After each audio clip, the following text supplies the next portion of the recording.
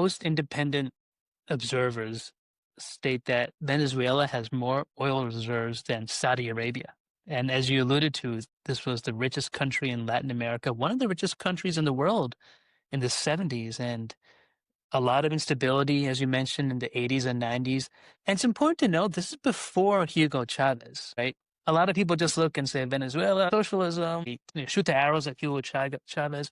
This is before he came to power. And there were a few causes of this instability, and you alluded to some of these, Biju. One was over dependence on oil, right? There was a lack of diversification. And so when these global oil prices collapsed in the mid 80s due to an international glut, the economy contracted, inflation soared, and so there was a lack of diversification. Oil was their thing. There was nothing but oil fueling the economy. Tangential to this, along with a lack of diversification, this dependence on oil caused appreciation of their own currency. As a result, these booming oil revenues, while good for the country, they made non-oil sectors like agriculture and manufacturing less competitive, and fostering this dependence on now imports and neglecting diversification again. Thirdly, what a lot of people cite as a huge problem in Venezuela has been corruption.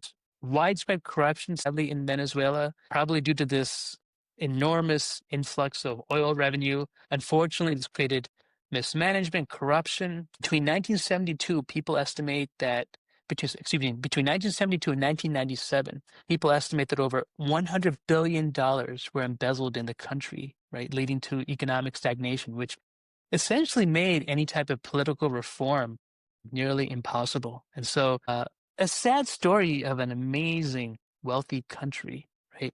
Now, American companies were also involved in Venezuela,